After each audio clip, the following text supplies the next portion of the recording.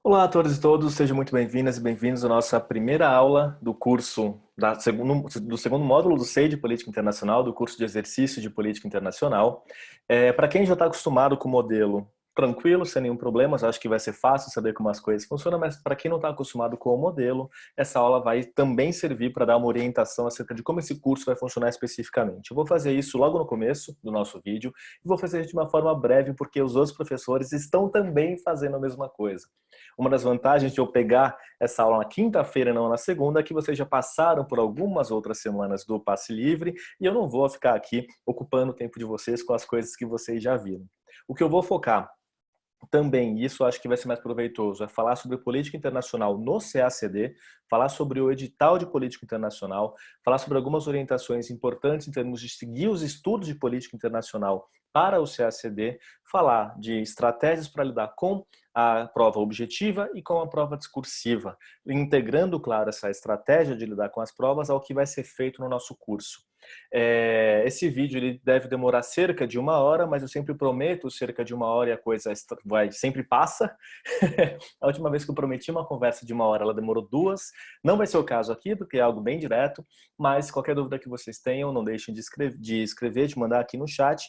E só lembrando, né, os meus contatos, caso vocês tenham algum e-mail, alguma pergunta de política internacional de forma geral, é felipebestre@gmail.com. Vocês podem usar isso para fazer perguntas desse curso, para fazer perguntas de política internacional como um todo. Se vocês quiserem alguma recomendação de leitura, mandem um e-mail para mim. Se vocês estiverem ansiosos porque não estão conseguindo estudar direito, mandem esse e-mail para mim, porque além de ter quase 10 anos de experiência com o concurso, tanto do lado de candidato como já há mais de 6 anos do lado de professor também, por bastante tempo, eu lidei com a orientação pedagógica no CACD. Então, estratégias de estudo e formas de melhorar o aproveitamento na preparação são também a minha especialidade, além de política internacional. E, claro, o fato de eu ter experiência como candidato faz com que eu saiba muitas das coisas pelas quais vocês passam, eu já tenha sentido muitas das coisas que vocês sentem, eu tenha uma visão da preparação que não é só de política internacional, mas uma visão mais integrada.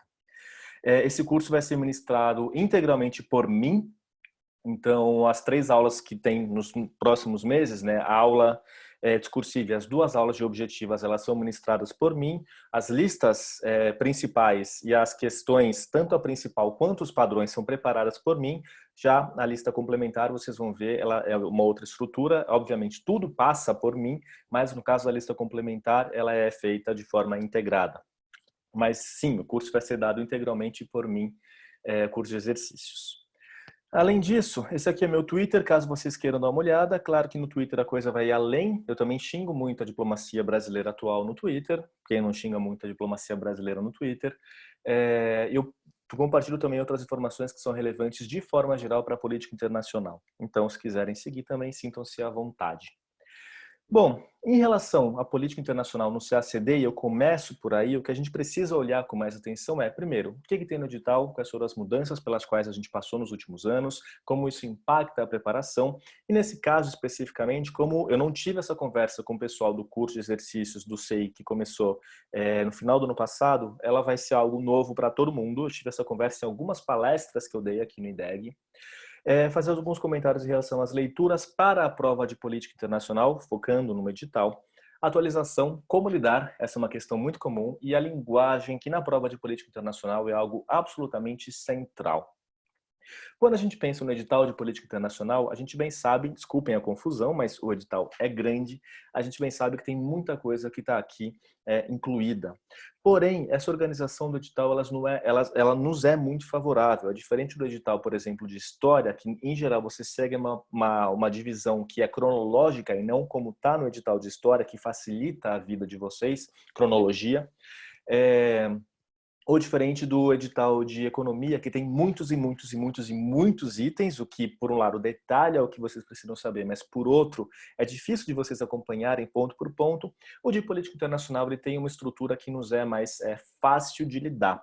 E por ser mais fácil de lidar, eu sempre faço isso, vocês sempre falo isso, vocês precisam lidar com o edital de política internacional e das outras matérias também, óbvio, mas adaptados às necessidades de cada uma. Vocês precisam lidar com o edital como se fosse o chefe de vocês. E isso é central. Quando vocês veem o edital como chefe de vocês, é claro que em 4 listas de exercícios em 2 meses é impossível a gente lidar com o edital de uma maneira integral. O que a gente vai buscar fazer é se especializar em alguns temas que não foram abordados nos cursos anteriores de maneira próxima, então eu não vou abordar os mesmos temas que foram abordados imediatamente no curso anterior, eu vou procurar alguns temas que caíram na prova nos últimos anos e que apresentam dificuldades e eu vou trazer temas que vão atualizar o conhecimento de vocês conforme for necessário. Claro que o curso de objetivas e discursivas, eles vão combinar, eles vão funcionar de uma forma integrada. Então, o que eu vou procurar fazer o que eu vou fazer é não colocar uma mesma lista de exercícios objetivos e uma mesma questão com o mesmo tema. O que eu quero é complementar e variar as possibilidades de lidar com os cursos, de lidar com os temas que vocês vão ter. Além disso, eu vou buscar associar aí sim os temas da prova objetiva, das listas objetivas, com as questões de apoio. Porque no caso das questões de apoio, como vocês não têm aula sobre o tema da questão de apoio especificamente, eu acho interessante integrar, porque aí vocês vão poder combinar tanto o conhecimento que é trazido nas aulas de objetivas e aplicado, como ele vai ser aplicado nas questões discursivas. Eu não vou fazer isso sempre, mas algumas vezes eu vou, portanto, integrar as questões, a aula de objetivas com a questão de apoio discursiva de vocês, que é a questão que vocês têm o padrão de resposta e os itens, os quesitos que vão ser avaliados. Bom, dito isso, quando a gente olha para o edital de política internacional, a gente teve nos últimos anos alguma mudança. Precisamos nos preocupar com isso? Não, não precisamos. É natural que o edital passe por mudança por todos os anos. Ah, mas a banca também mudou. A banca muda todos os anos. A banca tem mudado todos os anos há mais de uma década e nem por isso a prova vira de ponta cabeça de um ano para o outro. Então, por mais que o edital possa ser, e normalmente bastante ameaçador de alguma forma ou gere alguma ansiedade, vocês podem ficar tranquilos, porque a gente já tem uma experiência, vocês também, que estão se preparando há mais tempo, de olhar essa prova há alguns anos, e isso faz com que a gente consiga entender mais ou menos como essa prova funciona. O edital, mesmo com mudanças, ele mantém a sua integridade, o seu núcleo, ele persiste, a banca mesmo mudando, mantém uma certa coesão, uma certa coerência em relação a como foi trabalhado, como foram trabalhados os temas ao longo dos anos, e, portanto, o que a gente precisa fazer é basicamente entender as pequenas alterações que tem no edital e buscar adaptar a nossa preparação a essas pequenas alterações. No caso especificamente desse edital, o de 2019, a gente não sabe se ele vai ser mantido, mas a gente parte do pressuposto de que ele apresenta temas que a gente precisa trabalhar, óbvio. A gente tem algumas novidades, ainda que não muitas. Uma primeira novidade é algo que sai, que é uma menção explícita ao Unasul.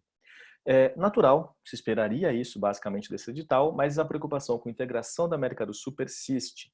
Outros temas que causaram alguma ansiedade principalmente esse causou mais ansiedade, é a inclusão do item 19, criptomoedas, blockchain e os impactos na economia mundial. Isso é algo simples, lembremos que quando a gente olha para qualquer ponto do edital, vocês precisam pensar que também os examinadores vão olhar para esse edital da mesma forma que vocês. Eles muitas vezes são especialistas em um tema especificamente e não vão cobrar, óbvio, não é esse o objetivo da prova, eles não vão cobrar profundidade em nenhum dos temas. Não é necessário que vocês sejam especialistas em criptomoedas, blockchain e os impactos na economia mundial para que vocês consigam lidar com eventuais questões sobre esse tema. Óbvio, às vezes não dá para responder tudo, mas em qual prova vocês conseguem responder todas as questões? Então, isso não está nada fora do comum. Então, fiquem tranquilos em relação a isso. No curso, especificamente de atualização, que eu estou dando também agora, eu e o Vidal, eu vou tratar especificamente sobre esse tema com mais atenção. Nesse curso, eu acho que não vai ter tempo e, na verdade, o que eu procuro fazer, o que eu busco fazer nesse curso é justamente pelo fato de que as nossas aulas, nós temos menos aulas, eu vou focar especialmente nos temas que são mais importantes para a prova.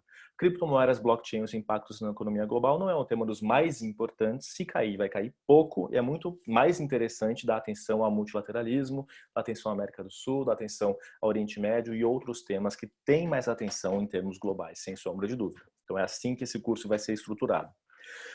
Outros pontos do edital especificamente. Relações internacionais, conceitos, atores, processos, instituições, paradigmas. Normal, isso já tem há bastante tempo no edital, isso é algo que vocês precisam dar atenção. Teoria das relações internacionais, em geral, é um ponto na prova que vocês conseguem garantir, se bem preparados, fácil. Nos últimos 12 anos, se eu não estou enganado, teve 2 anos que não caiu teoria, então normalmente é o tema que dá alguma atenção na primeira fase. Na terceira fase, nunca caiu teoria das RI, mas o conhecimento teórico, o conhecimento de conceitos ajuda a fazer questões que são mais bem fundamentadas, mais analíticas e, portanto, mais bem avaliadas. Trabalharemos conceitos e trabalharemos integração, quando possível, de teoria para responder as questões de terceira fase. Não pela teoria em si, mas pela profundidade analítica que esse conhecimento pode prover para vocês. Ponto 2, política externa brasileira. Básico também.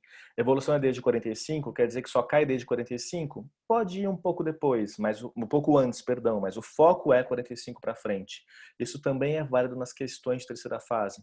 Foco 45 para frente. Não vai ficar falando parágrafos e parágrafos sobre o século XIX, sobre o Barão. Não é uma prova de história, é uma prova de IPI. O conhecimento de política externa brasileira exigido em história e IPI são diferentes. No caso de história, você tem as discussões historiográficas, você tem o Cervo como sendo o livro central, vocês têm tudo aquilo que o Luigi fala para vocês. No caso de IPI, a gente tem um conhecimento que é mais aplicado, mais contextual, mais analítico, no sentido de que o livro mais adequado para a história da política externa brasileira em política internacional, na minha humilde opinião, mais conhecida, fundamentada opinião, não é o Cervo, é o livro do Vicentini, porque ele é mais direto, ele é mais preciso, ele é mais didático e ele consegue colocar as coisas na cabeça de você de uma maneira mais fácil para ser articulada. Então, a própria escolha da literatura indica formas diferentes de cobrar a política externa brasileira em PI ou em história. Por isso que os cursos, em geral, os meus cursos sempre têm política externa brasileira e pesado, porque política externa brasileira é fundamento em termos analíticos do que a gente vai ver, é fundamento em termos analíticos de responder uma questão de terceira fase. A gente vai ver isso em breve quando eu abordar discursivas. Eu estou falando terceira fase, aí virou segunda, mas enfim, vocês sabem do que eu tô falando. Bom, Brasil e América do Sul, temos algumas modificações por causa da evolução política pela qual essa região passou nos últimos tempos e os tropeços da nossa diplomacia atual, mas o Mercosul continua sendo central. Apesar da Argentina ter declarado o que declarou, a Mercosul continua sendo central, sem dúvida, e a integração sul-americana continua sendo algo importante para a gente pensar. E é uma fonte riquíssima de questões por ser um tema importante, tradicional, estável e com muito a ser cobrado, e um tema do qual os examinadores sabem muito em geral. Então, é sempre importante. Países específicos. Argentina, Estados Unidos, não é país, mas, enfim, União Europeia, Rússia, Japão, China, Índia, são os países que sempre estão na prova. A gente vai ver isso na medida do possível. Alguns países merecem mais atenção, em especial China, Estados Unidos e Argentina merecem muito mais atenção, mas outros também são cobrados. E na medida do possível também abordaremos isso. Claro que a restrição no tempo complica, mas é preciso olhar para esses países com mais atenção. Isso significa que quando vocês estiverem lendo a parte de política externa brasileira, vocês precisam dedicar espaços específicos nas anotações de vocês para China, Estados Unidos, Europa, Rússia, enfim, para esses países, o que está na própria estrutura dos meus cursos, para quem já fez outros, mas também deve estar na estrutura do caderno de vocês. Isso também está na estrutura do livro do Cervo, do livro do Vicentini, então não deve ser uma novidade em termos de como estruturar o pensamento. Para as questões mais atuais, é importante sempre lembrar que vocês precisam acompanhar as notícias, vocês precisam ver o que está acontecendo, mas não precisam mergulhar, esquecer de todo o resto olhando temas atuais. Lembrem-se que o conhecimento que as notícias dão para vocês, ele só vai fazer sentido para vocês se ele estiver integrado com o conteúdo. Então, para você pegar as notícias sobre Rússia e conseguir fazer uma boa atualização, você tem que ter um bom conhecimento acerca da política externa russa, tendências de longo prazo. Porque senão você só tem número e isso não vai te ajudar numa terceira fase. Na prova objetiva, a minha experiência é quando os dados, as informações que vocês têm, eles estão integrados numa análise mais consistente de tendências de mais longo prazo, vocês guardam a informação melhor. Eu guardo a informação melhor. Por isso que eu sempre falo, integrem o que vocês pegarem de atualidades no caderno das matérias, dos temas específicos do edital. Não tenham um caderno de atualidades. Isso não é a forma que eu recomendo. Pode até funcionar para alguém, se funcionar, ótimo. O que está funcionando você mantém, mas para quem está organizando o trabalho, eu não recomendaria jamais que você fragmentasse o mesmo tema em diversos cadernos. Não tenham um caderno só de atualidades. Integrem o caderno de atualidades de vocês aos tópicos do edital, que devem estruturar o caderno de vocês e como estrutura as aulas que a gente prepara. Então esse é um ponto importante. Alguns temas merecem mais atenção, outros menos. No caso, África é sempre cobrado, Ásia, em geral, países específicos, porque as relações do Brasil com a Ásia elas estão muito centradas nesse eixo bilateral. No caso do Oriente Médio, a gente tem o histórico de Israel-Palestina, que foi um tema que nunca tinha sido cobrado com mais profundidade, mas ainda assim, justamente por isso e por ser um tema muito complexo, o que eu fiz foi preparar sempre aulas bem importantes e consistentes sobre isso. O ano passado compensou, né? Teve questões especificamente sobre a questão Israel-Palestina e é um dos temas, o primeiro tema que a gente trata em lista nesse curso agora. CPLP cai de vez em quando, bem sabemos. No caso da agenda multilateral, essa é uma parte bastante ampla da matéria, mas a vantagem é que quando você tem um bom conhecimento acerca da política externa brasileira, os temas da agenda internacional eles estão integrados na visão da política externa brasileira, na história da PEB, nas análises de PEB. Então, quando vocês chegam para estudar o Brasil e a agenda internacional, já tendo uma base de PEB consistente, vai tudo sendo mais fácil. E sempre esses temas são cobrados não só de forma integrada, mas também a posição do Brasil deve ser levada em conta. Já falaremos sobre posição do Brasil por conta dos últimos desenvolvimentos. Alguns temas que entraram nos últimos anos: crimes de guerra, humanidade, TPI, migrações internacionais. Falou-se aqui sobre mar, espaço e Antártida, mas basicamente eram temas que já haviam sido cobrados, em especial mar já havia sido cobrado, mesmo antes de aparecer explicitamente no edital, não traz muita novidade para a gente. Os outros temas que estão aí são tradicionais. O que eu recomendaria nesse aspecto? Vocês darem aos temas a atenção necessária, mas lembrando que vocês não precisam ser especialistas em nenhum desses temas, exceto em política externa brasileira, que vocês têm que entender e ler, conhecer muito mais. Sistema interamericano é um tema muito negligenciado também pela prova, sempre precisa tomar algum cuidado para não deixar de lado.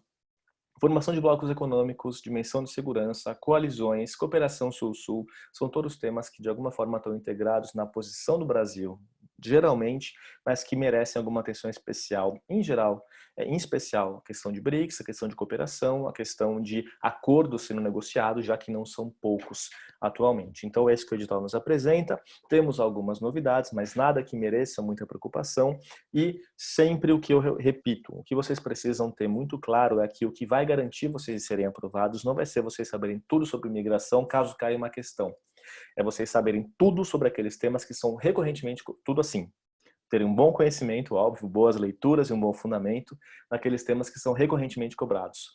Teoria das RI, política externa brasileira, integração na América do Sul, China, Estados Unidos, Argentina, e os temas da agenda internacional clássicos: desarmamento, direitos humanos, meio ambiente, União Europeia também é outro tema importante, tem caído nos últimos anos, e assim por diante. BRICS, e é isso. Então, o que eu recomendo sempre? Olhem para o edital com atenção, conheçam bem esse edital, orientem os estudos de vocês pelo edital, se organizem pelo edital para vocês saberem quando que vocês encerraram o conteúdo base, vão atualizando de tempos em tempos, e quando a gente fala de atualização especificamente, o que vocês precisam lembrar é que essa atualização ela tem que estar integrada ao conteúdo de vocês, e também precisam lembrar que a atualização ela não é colocar tudo que saiu no jornal nos últimos tempos. É vocês avaliarem o que está nos jornais nos últimos tempos e vocês perceberem se o que está no jornal, que saiu numa nota do MRE, se é estável o suficiente para cair na prova. Uma notícia que pode mudar em 1, 2 meses não é estável o suficiente, então não vai ser cobrado.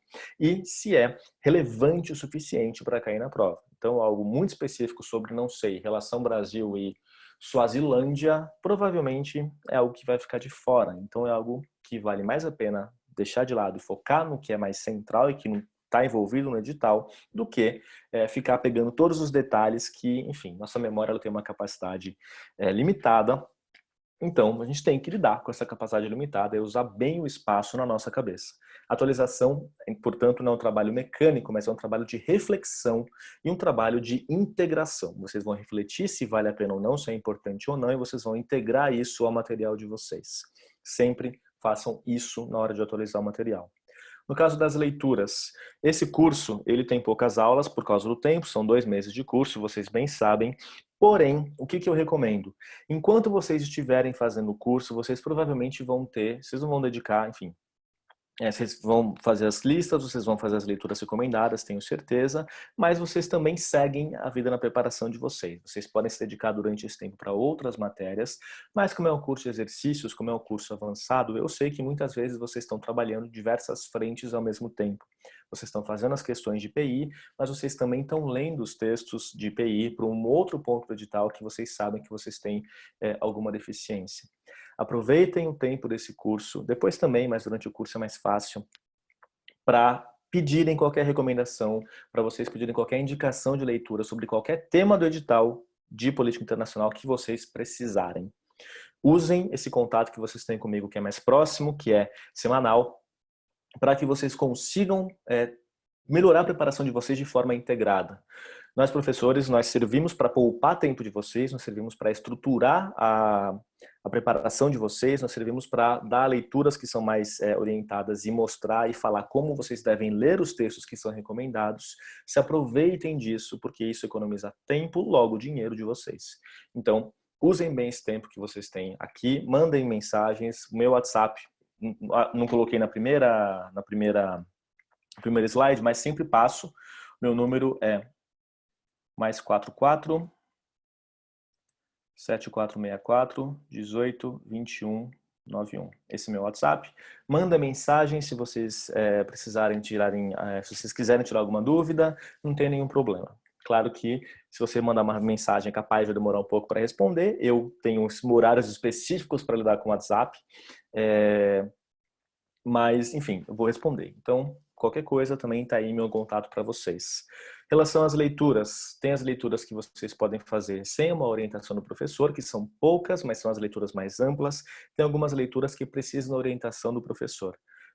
Sempre tenham isso em mente, reflitam sobre as leituras que vocês estão fazendo. Vocês estão lendo qual texto? Por quê? E que informação vocês estão procurando. Essa reflexão prévia, ela ajuda vocês a fazer um fichamento mais orientado. Como fazer um fichamento bem orientado, bem feito? Tem um vídeo que eu gravei já há algum tempo, mas ainda continua sendo uma boa referência sobre como fazer fichamento. Se vocês colocarem no Google Felipe Estre fichamento, vocês vão achar esse vídeo lá. Se vocês têm dificuldade em fazer isso, deem uma olhada no vídeo. Eu sempre recomendo esse vídeo, porque, enfim, ajuda. E há anos eu tenho falado que essas orientações que eu dou sobre fichamento, sobre os estudos, têm ajudado. Se aproveitem disso. Um outro ponto específico de política internacional no CACD, a linguagem. Política internacional no CACD, só uma pergunta antes de eu começar a falar de linguagem. Professor, no curso teórico de política internacional, quais outras matérias tu aconselhar a estudar concomitantemente? Isso varia de acordo, enfim, de pessoa para pessoa. É bastante variado, basicamente, como você está fazendo outras matérias e você vai ter, enfim, os direcionamentos nos cursos e tal, não tem muito impacto, exceto a questão do tempo. Então, o que eu recomendaria em cursos teóricos é que vocês não pegassem ao mesmo tempo cursos teóricos com carga de leituras pesadas. Não peguem História do Brasil e História Mundial, por exemplo, ao mesmo tempo. No caso de PI, é um curso que tem uma carga de leitura considerável? Sim, é. Mas, se você pegar PI com História do Brasil, tem pontos de interconexão que ajudam o conhecimento enfim, a vocês fazerem conexões que ajudam a lembrar. Apesar da linguagem esperada ser diferente em PI, geografia, história, as conexões ajudam vocês a terem um conhecimento mais orgânico, de alguma forma. Então, assim, não tem uma recomendação básica. Enfim, pessoas já fizeram todas as divisões possíveis, as junções possíveis. O IDEG, ele tem alguma recomendação, Lia, não sei se você já viu, mas está lá na parte de orientação pedagógica, eles têm algumas recomendações de trilhas, não são blocos, mas são trilhas para você seguir. Quais cursos fazer primeiro e tal, para ajudar vocês com o planejamento. Deem uma olhada nisso. para tentar se planejar melhor. Não tem outras que eu falaria para fazer junto, só tomem cuidado com a carga de leitura, e se vocês quiserem alguma orientação e uma ajuda para planejar a preparação de vocês, entra no site do IDEG, vai na parte de conteúdo gratuito, lá tem a parte de orientação pedagógica, que é gratuita para vocês, vocês marcam o horário, vocês falam com o pessoal do IDEG para ajudar vocês, seja em termos de preparação micro, de estou com dificuldade em organizar o meu caderno, vão ter recomendações, seja em termos de preparação macro. Estou com dificuldade em planejar quais cursos eu farei ao longo de 2 anos. Eles ajudam. Então, façam isso. Desculpa não dar uma resposta direta, mas é porque não tem mesmo a resposta direta. Mas o importante é tentar evitar muitos cursos pesados ao mesmo tempo. Uma coisa que, apesar de não ter uma resposta única, eu jamais recomendaria é fazer História do Brasil, Mundial e PI ao mesmo tempo, que isso é de deixar qualquer um louco. Então, não recomendo. Agora, tirando isso, aí tem bastante flexibilidade. Tem uma outra pergunta. O curso terá como base questões inéditas ou de provas passadas? Se forem utilizadas ambos os tipos, você privilegiará as inéditas ou as passadas nas listas? Todas as minhas listas, elas são feitas com questões que eu formulei, não são feitas com questões que caíram na prova em anos anteriores. Então, todas as listas que eu preparo, as listas principais, elas são com questões originais, e as questões que vocês vão ter para responder também são questões originais. No caso das listas de apoio, aí sim elas utilizam as questões de anos anteriores, mas elas comentam as questões de anos anteriores para que vocês saibam um pouco melhor, enfim, onde está o problema ou por que está certa, mas aí eu vou falar com vocês para como lidar com questões de anos anteriores, porque vocês estão procurando algo específico nessas questões, não é só o conteúdo. Mas, no caso das listas principais, elas são questões originais. Beleza. Em relação à linguagem, prova de política internacional ela tem uma linguagem específica, especialmente para a terceira fase. Vocês precisam escrever, responder as questões de terceira fase como se vocês estivessem escrevendo discursos de chanceleres bons, não conta esse. Ou seja, vocês precisam pegar as provas de terceira fase, vocês precisam conhecer discursos oficiais, vocês precisam conhecer os discursos do Celso Amorim, discursos mesmo Aloysio Nunes, do Serra, esse tipo de linguagem que eles apresentam é um tipo de linguagem que é esperado de vocês na prova de política internacional. Por que eu falo para não repetir, não replicar o discurso do nosso chanceler atual? É importante vocês lerem e conhecerem os discursos, verem os vídeos do MRE que ele coloca, porque isso apresenta informações importantes acerca da política externa, melhor, da diplomacia brasileira atual. Mas a linguagem que ele usa não é uma linguagem diplomática. Eu digo isso como alguém que estuda no doutorado, aqui no King's College, estudos diplomáticos especificamente. Essa é a minha área de estudos. Discursos diplomáticos, estudos diplomáticos, discurso diplomático e análise de discurso. O que o nosso chanceler atual faz não é diplomacia, no sentido típico da atividade diplomática. Então, os textos que ele escreve, especialmente os do blog, eles não têm uma linguagem que é adaptada ao que vocês precisam para a prova. Assim como se alguém chegasse na hora da prova e fizesse um discurso, escrevesse uma questão sobre os Estados Unidos, atacando o imperialismo norte-americano, eu iria apontar isso, indicar isso como um problema em potencial, porque não é diplomático. Também, se alguém falar sobre o coronavírus na prova, vai ser um problema. Então, vocês precisam ter um discurso que é mitigado, que é diplomático no sentido de conciliador. O que vocês precisam pensar, lembrar, é que a característica fundamental do discurso diplomático é que ele é um discurso de mediação, é um discurso de consenso. Ele é um discurso que ele não pode deixar ninguém triste, não pode deixar ninguém chateado. A linguagem de política internacional é aquela que vocês discutem e apresentam temas sem deixar ninguém chateado. Nosso chanceler conseguiu a proeza de juntar os chanceleres de Temer, de Dilma, de Lula, de FHC, até de Itamar, juntar todo mundo e deixar todo mundo chateado. Não é típico da diplomacia. Então, é por isso que os discursos dele, em termos de linguagem, não são adequados. Mas, em termos de conteúdo, vocês precisam sim ver para pegar informações que são importantes para atualizar a política externa brasileira atual, que vocês precisam conhecer. Não vai ter aula de PEB nesse curso, porque o curso é pequeno, vou tratar outros temas, mas fica aí a recomendação para vocês. Eu vou tratar um pouco de linguagem na prova, no curso de discursivas, mas não focado diretamente na política externa em PEB. Mas é isso. Lembre-se que a linguagem diplomática é a linguagem da mediação. Vocês precisam ter isso bem claro para vocês na hora de estruturar uma questão de terceira fase. Em relação a esses pontos gerais de PI, que é edital, leituras, atualização e linguagem, alguma outra dúvida?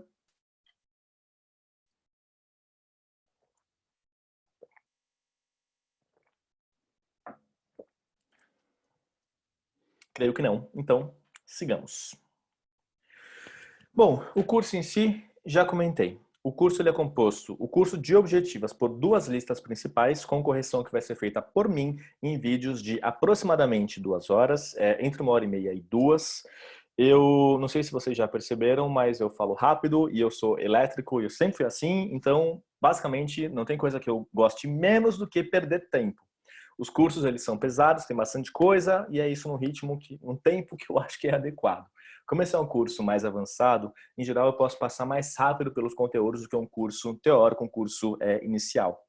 Então o ritmo é intenso, mas vocês veem os cursos com material em mãos, eu sempre mando material um pouco antes da aula começar, e vocês também têm outras formas de perguntar para mim ou rever o vídeo depois, a gravação do vídeo que fica disponível para vocês. Então o ritmo é intenso, mas é isso, são 2 listas principais com correções em vídeo, 1h30, 2. Os temas da lista, não defini ainda, mas eu posso definir isso. Na verdade, eu defini desse mês, do próximo mês ainda não. Mas qualquer coisa, se você quer saber os temas especificamente, me escreve. Se você tiver sugestão de tema, me escreve também, não tem nenhum problema. Mas aí eu já posso definir isso amanhã e passo para o pessoal do IDEG. Essas listas, como eu falei, são com questões originais. As listas de apoio são listas que vão ter as questões de anos anteriores com comentários.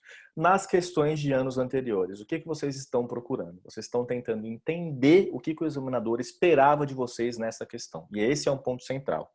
Como as questões, elas muitas vezes versam sobre temas atuais, um tema que é atual em 2014, ele vai morrer em 2014, você não vai mais precisar saber dele depois. Só que você entender a lógica do examinador para aquela questão de 2014, isso sim é importante, isso sim pode ajudar vocês. Questões, provas anteriores, no caso das objetivas, elas ajudam vocês não só a saber se vocês cobriram os pontos básicos do edital, se vocês têm um conteúdo base, que é muita coisa, mas é o conteúdo mínimo de todas as matérias, digamos assim. Então, esse é um primeiro ponto. E também vai ajudar vocês a entender, vão ver o que falta, né, quais são as deficiências que faltam em temas mínimos e vai ajudar vocês a entender o que o examinador esperava de vocês. No caso das discursivas, uma questão com a correção feita em vídeo, e 2 padrões de resposta. No caso dos padrões de resposta, eles vão ter os quesitos que vão ser avaliados por vocês, eu sempre passo isso. No caso das questões também, vocês vão ter o comentário sobre o conteúdo, a discussão sobre a questão especificamente, as questões sobre a linguagem, sobre conceitos importantes, vocês vão ter os quesitos como são apresentados, qual que é a lógica de correção e vocês vão ter as questões de vocês corrigidas e com nota. Nos padrões de resposta, como vocês vão ter os quesitos, vocês também vão poder se dar uma nota. Isso é importante porque o trabalho de vocês de olhar para uma questão, avaliar a questão e dar uma nota é algo que ajuda vocês a entenderem melhor o que é esperado de vocês na prova. Minha recomendação, se for possível, se vocês conhecerem mais alguém fazendo o curso, falem com essa pessoa, façam a questão, façam a questão extra, né, que vocês vão ter só o padrão, vocês não vão ter a aula, troquem as respostas de vocês e um corrige o do outro.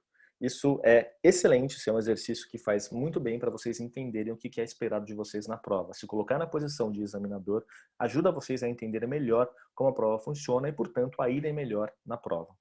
Dou essa recomendação se vocês, enfim, tentem encontrar as pessoas, se vocês não conhecerem alguém fazendo o curso. Isso ajuda muito na hora de vocês entenderem como a prova funciona. Mas é basicamente isso. E claro, discursivas, as questões são todas originais.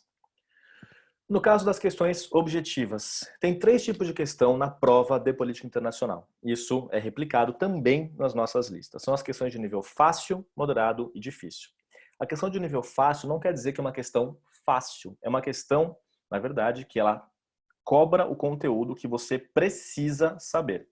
O que é o conteúdo que você precisa saber? É o conteúdo básico acerca dos temas do edital. Conteúdo que você precisa saber, por exemplo, é a estrutura do Mercosul. Quer dizer que a estrutura do Mercosul é fácil? Quer dizer que você não pode confundir quem compõe o Grupo Mercado Comum, o Conselho Mercado Comum? Não, a gente confunde isso, natural. Mas é um tema que você sabe, que você deveria saber, mesmo se você errar.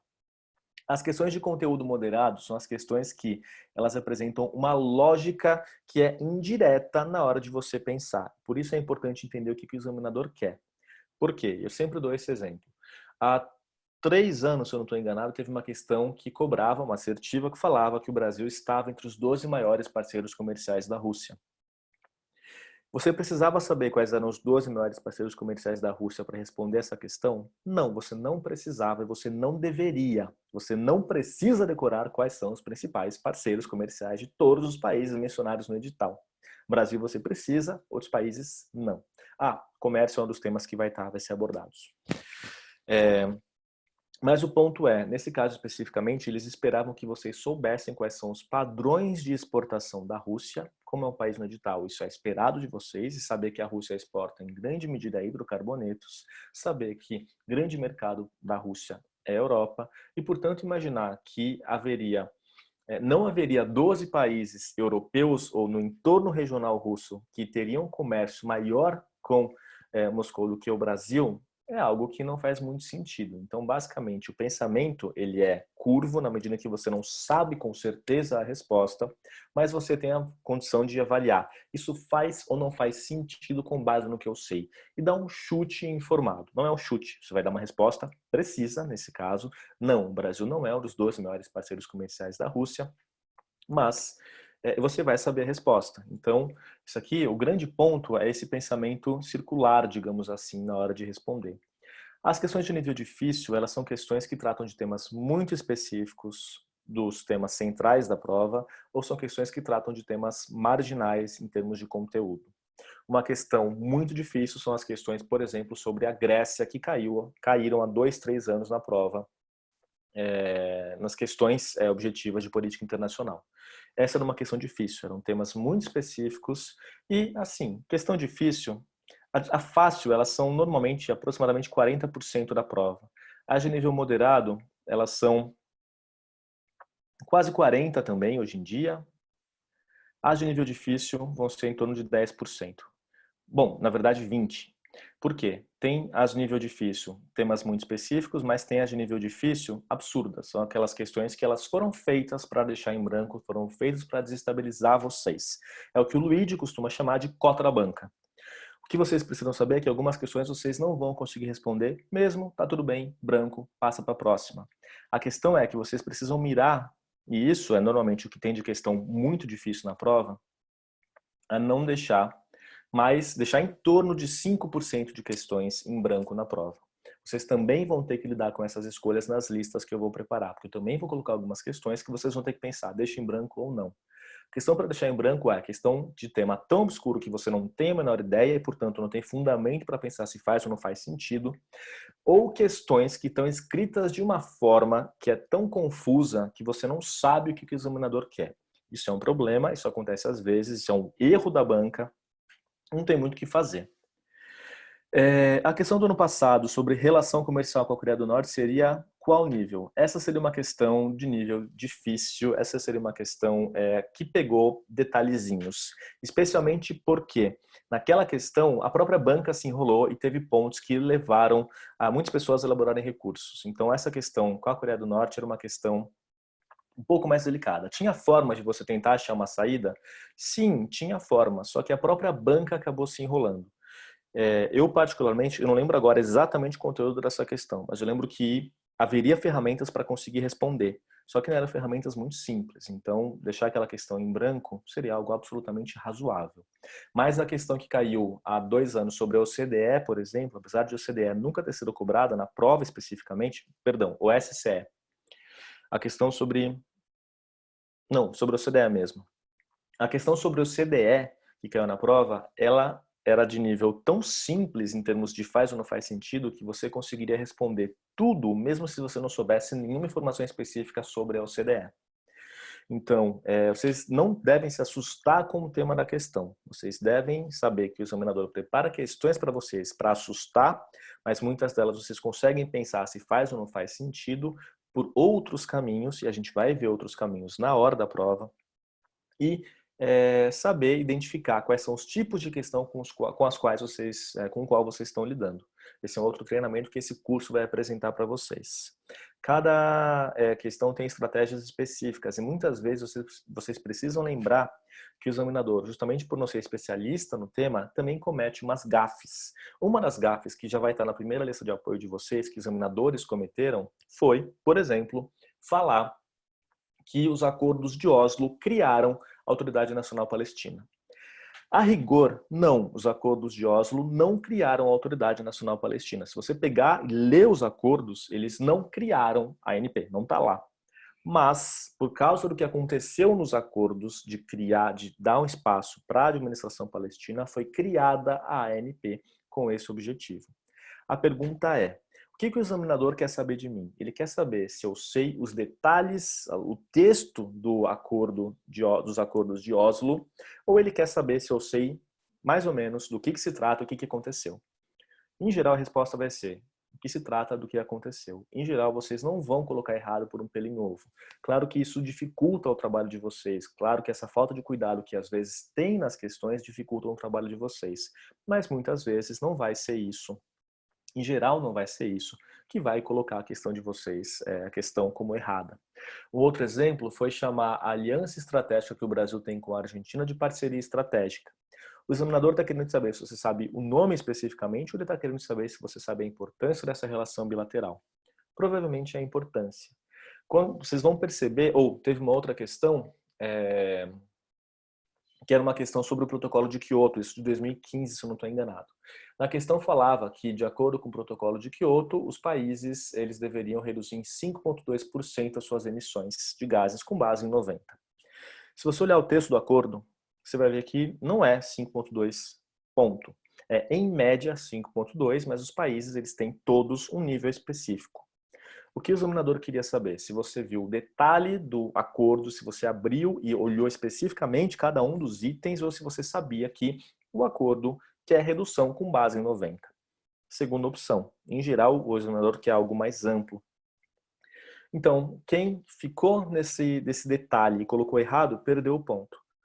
A rigor, essas pessoas estão corretas, né? O acordo não diz somente isso, mas vocês têm que também entender qual que é o raciocínio do examinador. E vocês olharem as questões dos anos anteriores, é isso. Vocês têm que identificar, primeiro, se é uma questão de atualidade ou se é uma questão de conteúdo base. Se é de conteúdo base, está coberto no meu material, eu sei disso, beleza. Se não, agrego ao meu material. Se é uma questão de atualidade, qual foi o raciocínio usado pelo examinador para achar? Teria como eu achar a resposta com o que eu sei?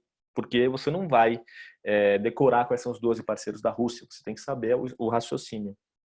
Vocês vão pegar isso vendo as questões de anos anteriores. Então, quando forem ver as provas anteriores, tomem esse cuidado no caso das objetivas. É isso que vocês precisam fazer. Isso é parte da preparação para essa prova.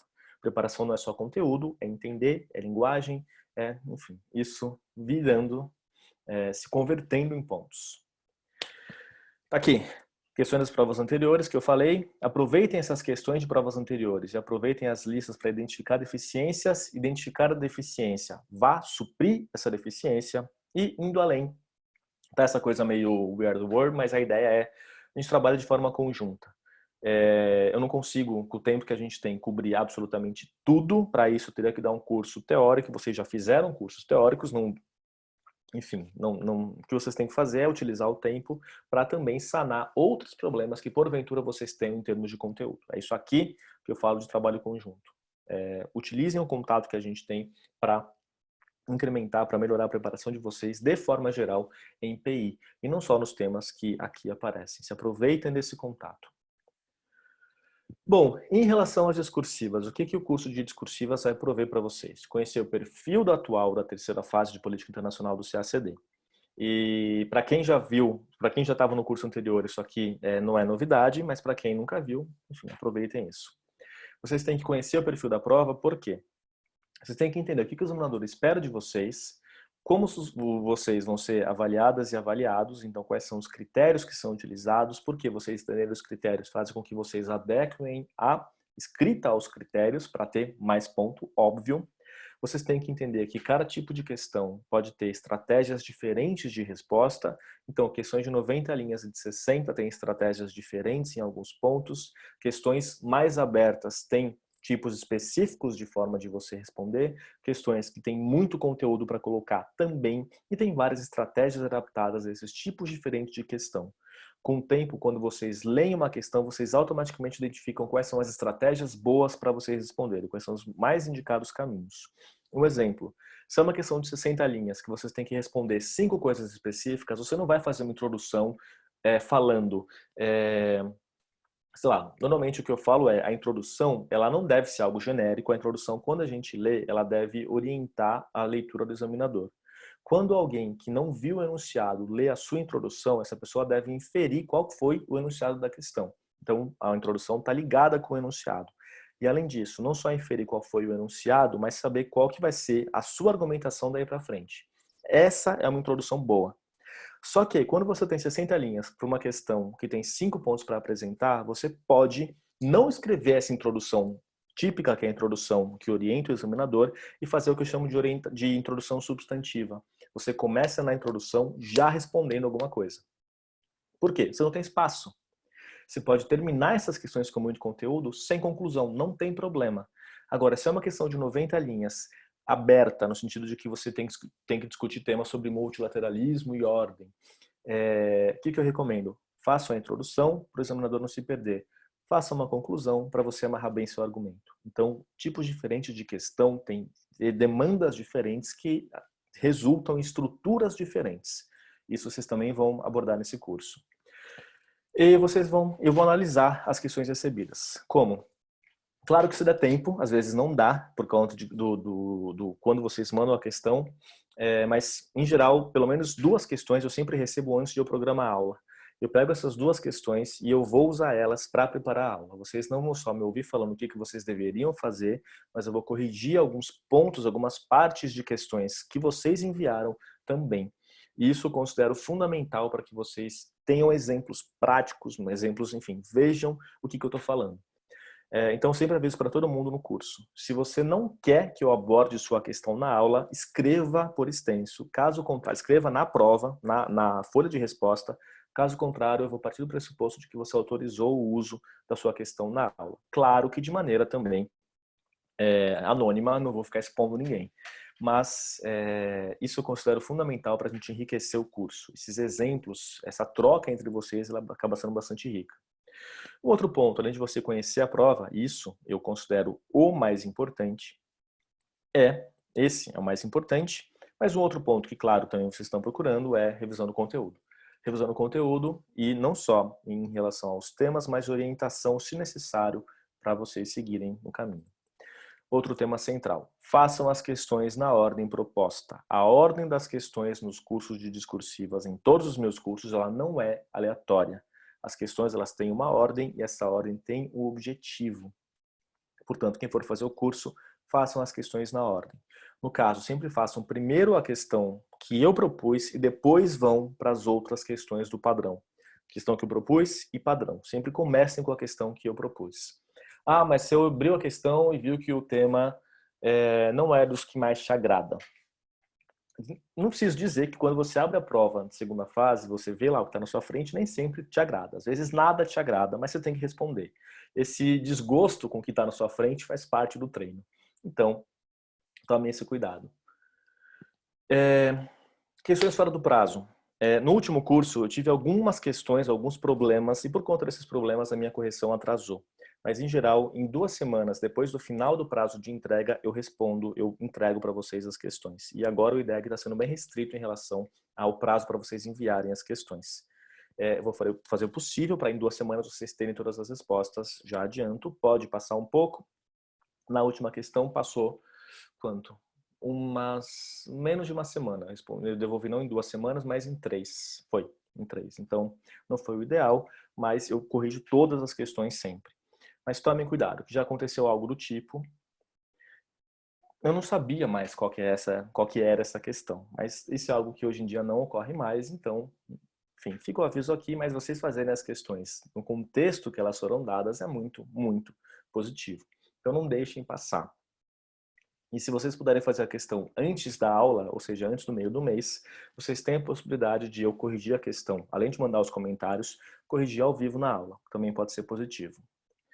Em relação a temas, a gente percebe ao longo de desde 2008 até 2019 que alguns temas eles se repetem. É óbvio que são os temas mais importantes para o Brasil.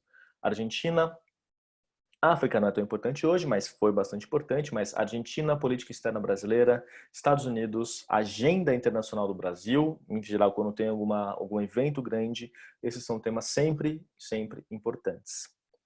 O que a gente nota avaliando esses temas é que a gente percebe que política externa brasileira é importante não só porque tem questões especificamente sobre PEB, mas porque entender a visão do Brasil é fundamento para vocês responderem questões. A perspectiva de vocês sempre é brasileira, mesmo que vocês não mencionem o Brasil na prova. Por isso que PEB é importante.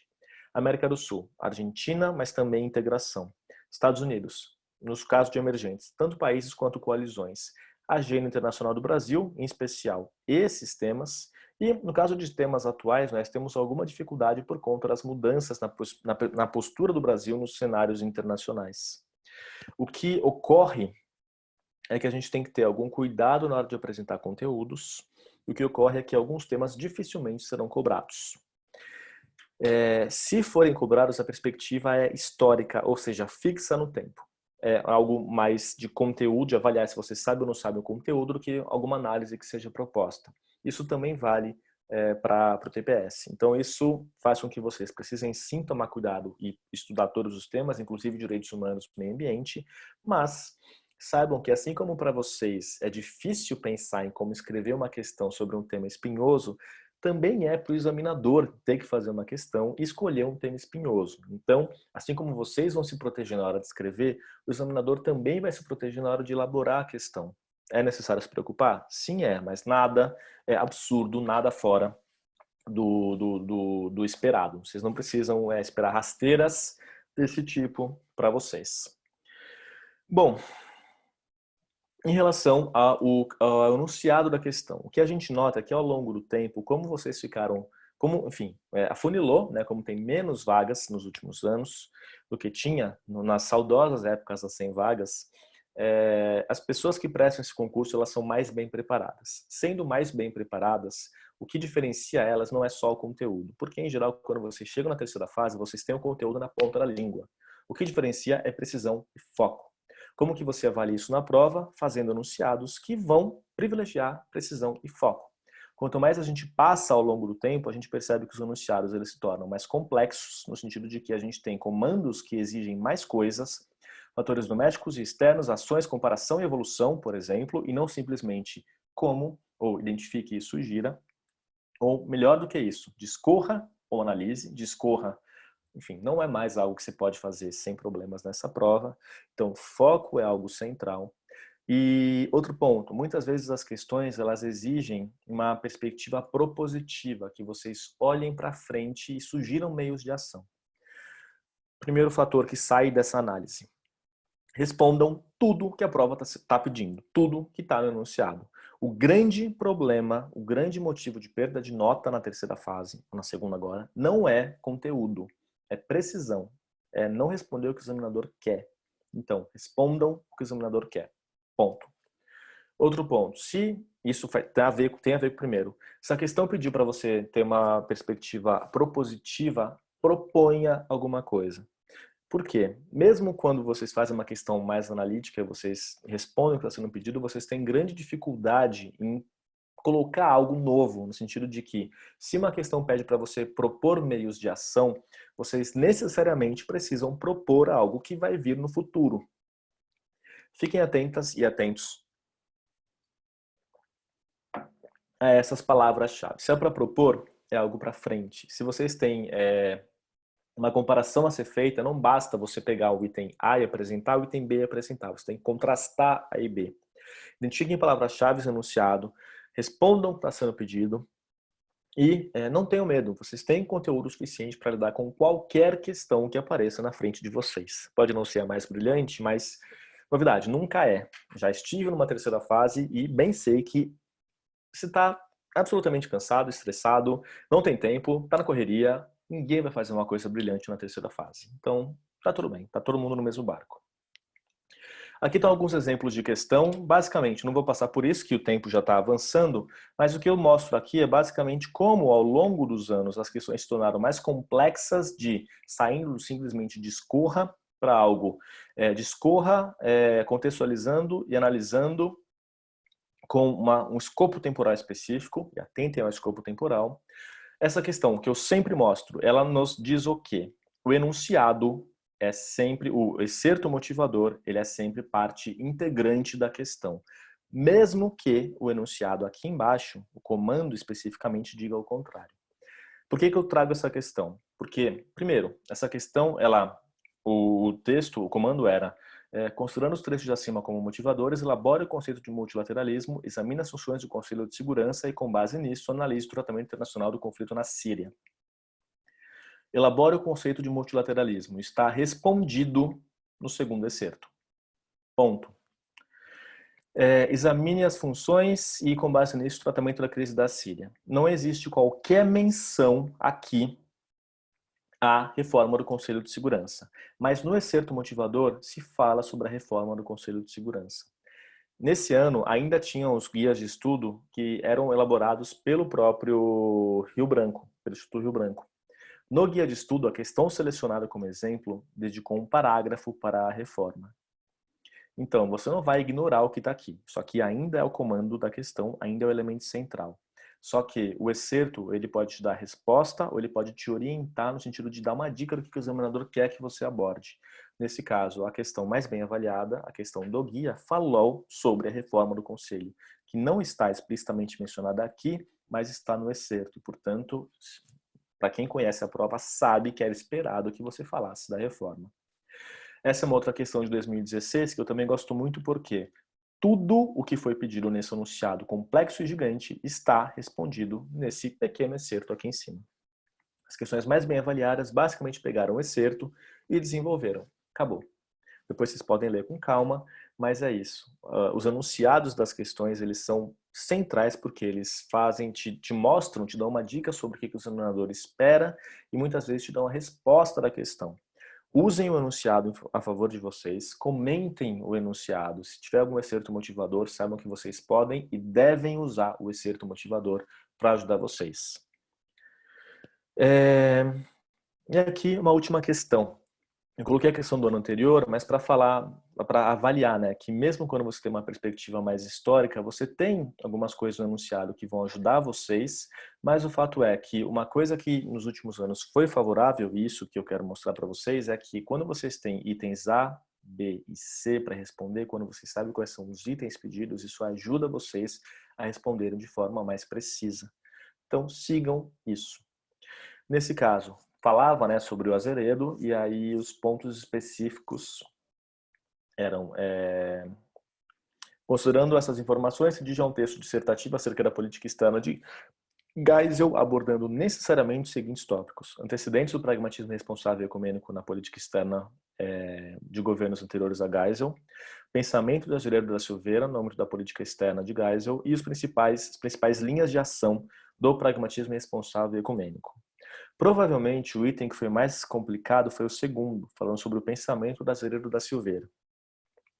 Caiu uma questão sobre o pensamento do Azeredo. Vocês têm que, portanto, ir nas memórias do Azeredo e ler as memórias do Azeredo. Vocês têm que pegar aquele texto sobre o pensamento, aqueles tomos sobre o pensamento diplomático brasileiro e ler Azeredo. Pode ser uma leitura interessante, mas você poderia ir bem nessa questão sem ler isso. Por quê? Os textos sobre PEV que vocês leem normalmente, os textos de base, respondiam isso. Bastava que vocês conseguissem traduzir o que o texto, o que as leituras dão, para aquilo que a questão pede. Falando sobre o pensamento da política externa brasileira de Geisel, não tem como deixar de falar, por exemplo, da Argentina. E esse é um ponto que muita gente deixou de fora. Esse é um elemento central da política externa do Geisel e do Azeredo, que está nos livros sobre Brasil e Argentina, nos textos que vocês leem e que muita gente deixou de fora. E era esse o ponto, elemento central. Não era algo filosófico e místico. Então, lembrem-se também disso. Utilizem as questões dos guias de estudo dos anos anteriores para entenderem melhor o que o examinador quer, e dois, utilizem essas questões para fornecer para vocês um repertório de argumentos. Vocês têm que pegar as questões dos anos anteriores não só para, enfim, replicar a informação ou para ler. Vocês vão pegar as questões de anos anteriores, as discursivas, e pegar os guias de anos anteriores, vocês vão olhar nas melhores questões e vão ver quais são os argumentos que foram utilizados nessa questão que eu posso replicar. E quando vocês lerem as questões ao longo do tempo, vocês vão ver que quem é aprovado replica os argumentos que foram utilizados em anos anteriores, muitas vezes replicam o próprio excerto de questões de anos anteriores. Teve uma questão em 2012, se eu não estou enganado, sobre o multilateralismo, que usava um texto do Johan Prantler, eu sei lá como é que se diz o nome dele, mas vocês vão ver se vocês pegarem as questões dos anos anteriores.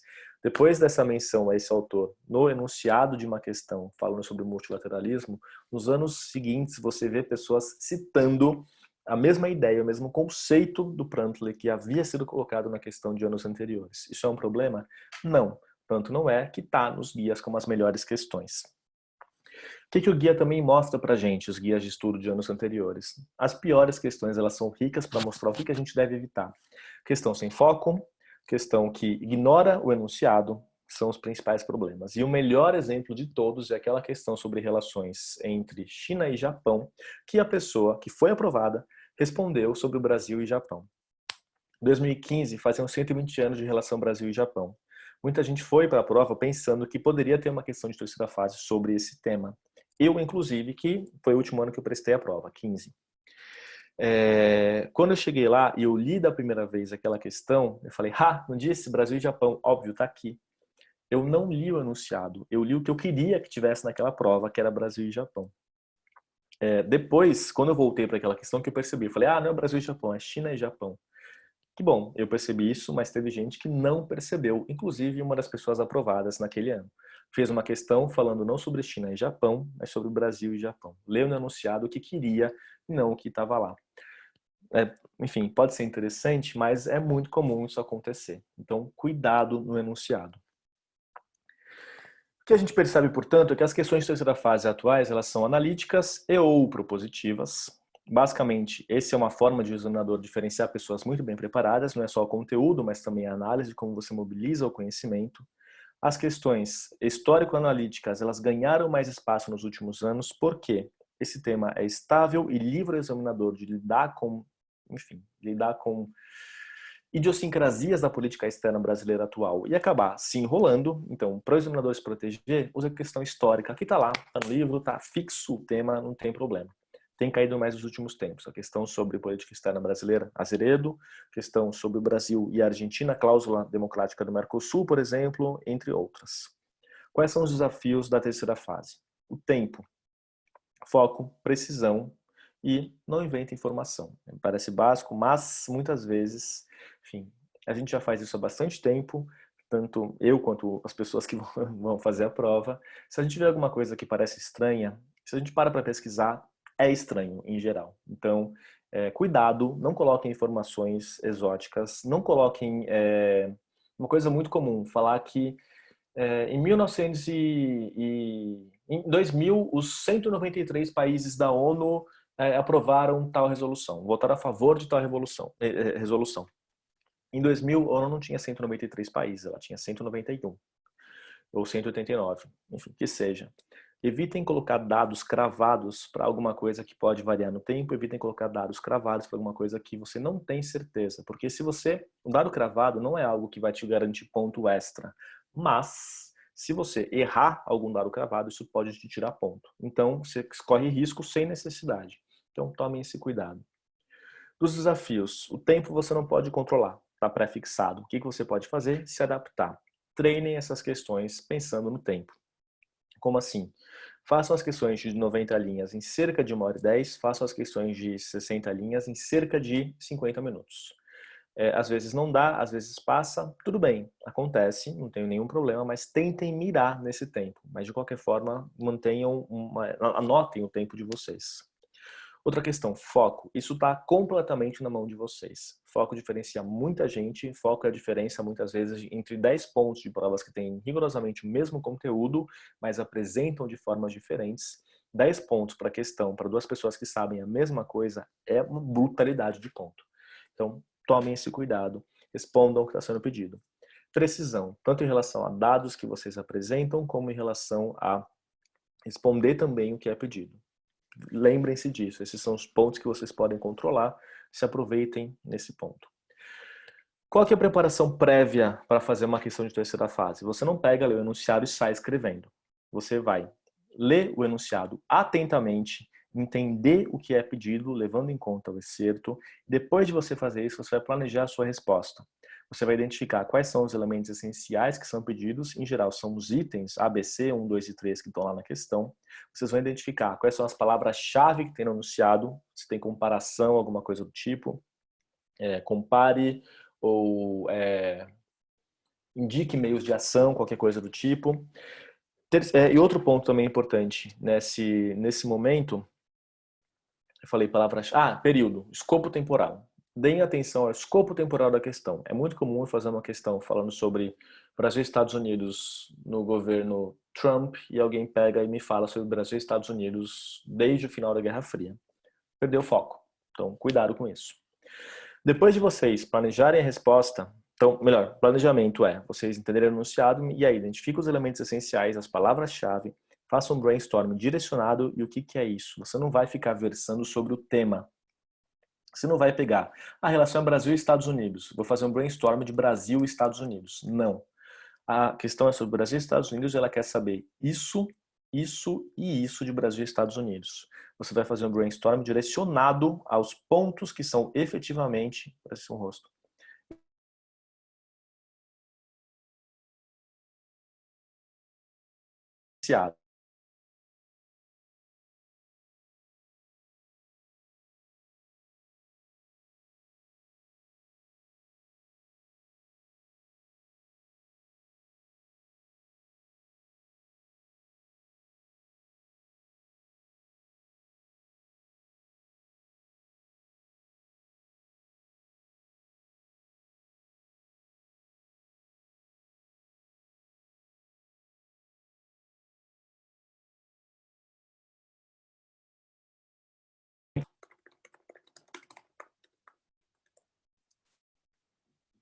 Imagem voltou, ótimo. E o vídeo? O áudio?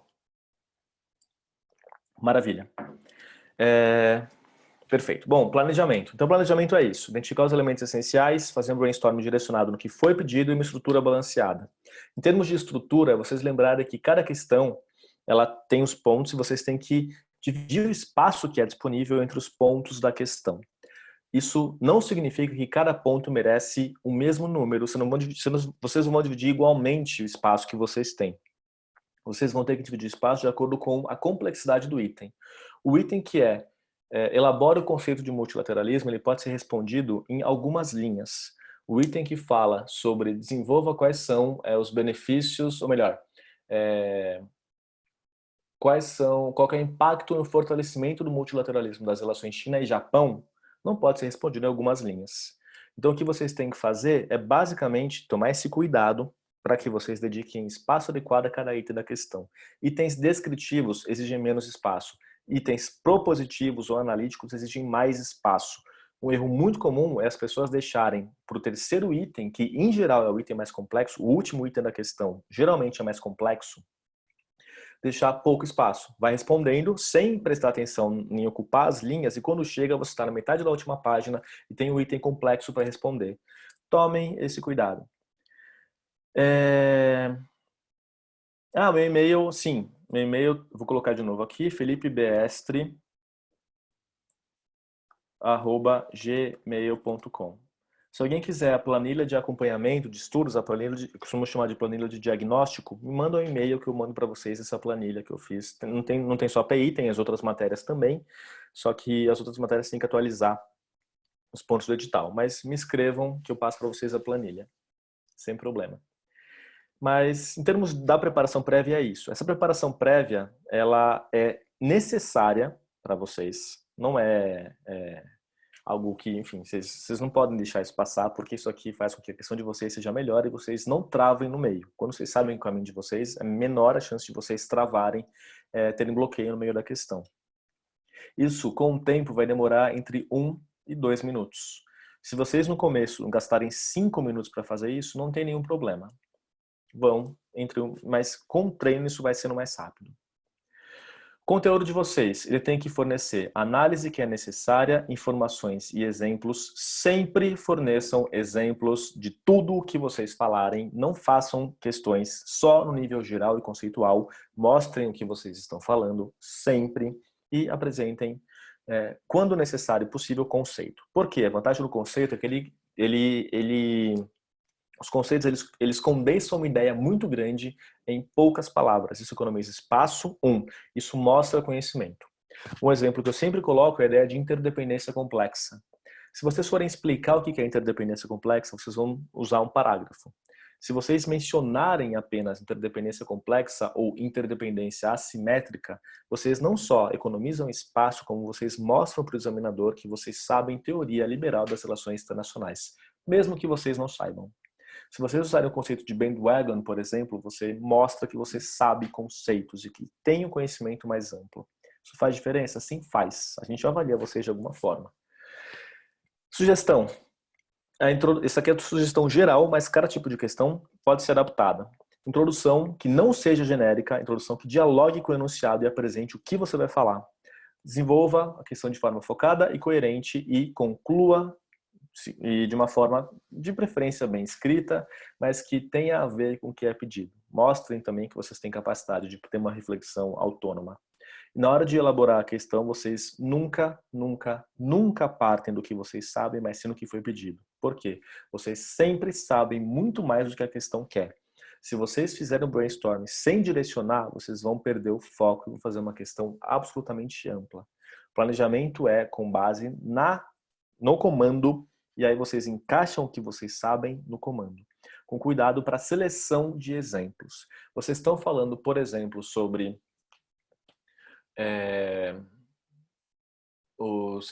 a estabilidade do sistema ou os ganhos do multilateralismo. Primeiro, vocês darem exemplo do século XIX não é o mais adequado para a prova de IPI. Segundo, vocês têm possibilidade de trazer exemplos desde o imediato pós-Segunda Guerra até hoje. É muito mais interessante, se a questão permitir, se o escopo temporal da questão permitir, vocês trazerem exemplos mais recentes, porque isso mostra que vocês estão se atualizando. E vai pegar um exemplo, vocês vão falar sobre o exemplo de cooperação bilateral. É melhor vocês pegarem Brasil e Argentina do que Brasil e Guiana Francesa, ou Brasil e Guiana. Por quê? Exemplos mais relevantes, exemplos que digam mais. Também tomem esse cuidado na hora de selecionar.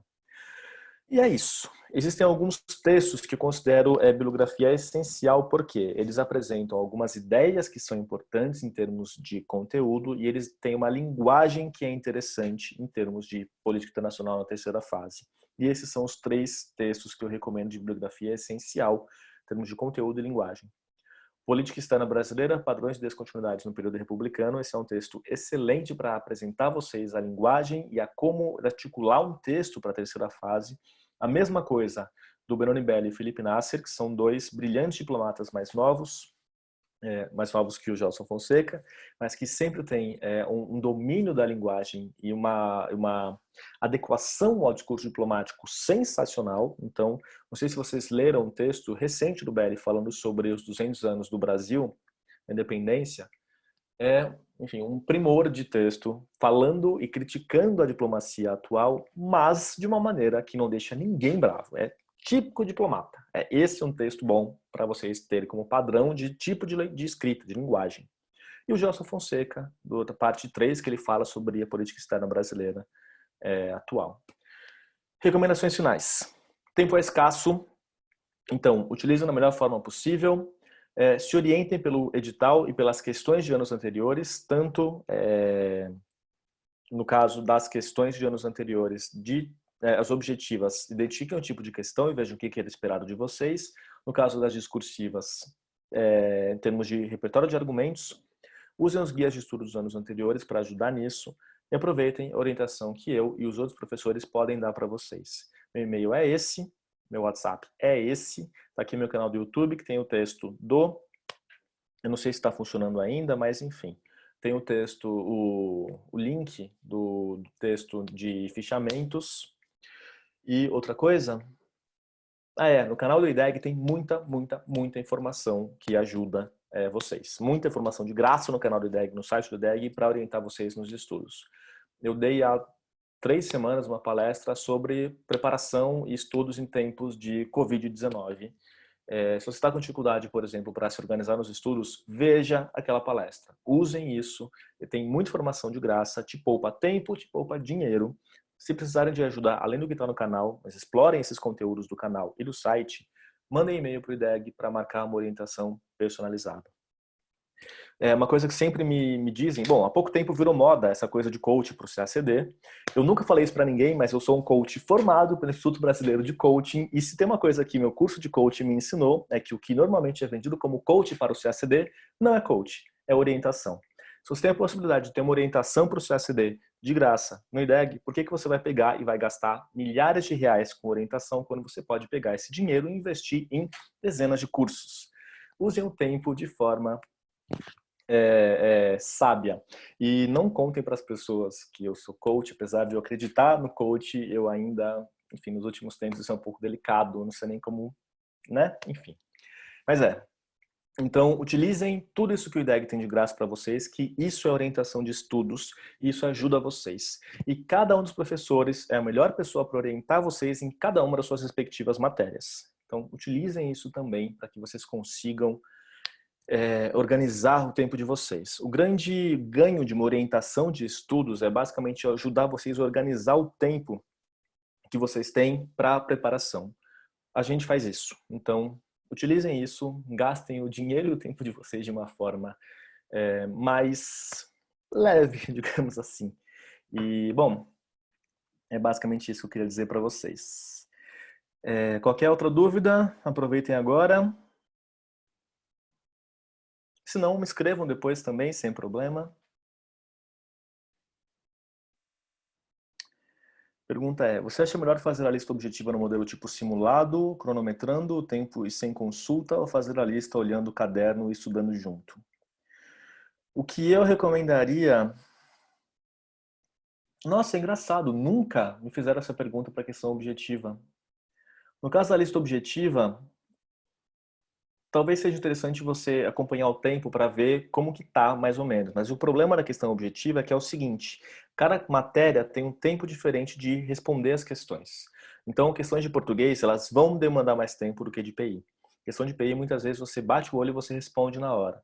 Então, eu não sei se valeria a pena você cronometrar só a questão de política internacional. O que eu acho sim que valeria a pena é você pegar pelo menos assim, depois que você tiver no nível que você já passou por toda a base do conteúdo, que você pegue alguma prova de ano anterior e cronometre o tempo, mas aí fazendo a prova como se fosse um simulado mesmo. Acho que isso pode ser interessante. Mas de cada uma das questões, não sei se vale a pena. Mas se você, talvez valha a pena, mas e se perceber que está tomando muito mais tempo, está tomando tempo demais, tenta dar atenção a isso. Mas eu acho que a lista em si objetiva, não, como ela é menor do que a prova, como ela tem outras especificidades, eu não sei se vale a pena cronometrar. Sem consulta, sim, faça sem consulta. O que eu recomendo é, não faça de forma fragmentada. Senta e faz a lista inteira. Faça isso. Para as questões discursivas, esse curso ele é mais adequado para quem já completou a preparação básica ao teórico de PI. Se for esse o seu caso, faça sempre as questões sem consulta. Se você ainda está aparando arestas em PI, o que é possível e tudo bem, o que eu recomendaria? Você abriu a questão. Se é um tema que você sabe, ainda que não tanto, mas que você sabe, que você já viu uma aula, já fez leitura, faz a questão. Se é um tema que você não sabe absolutamente nada, ou seja, que você não viu uma aula ainda, eu recomendaria você dar uma olhada, assistir a aula se você tem, faz algumas leituras e aí vai para a questão.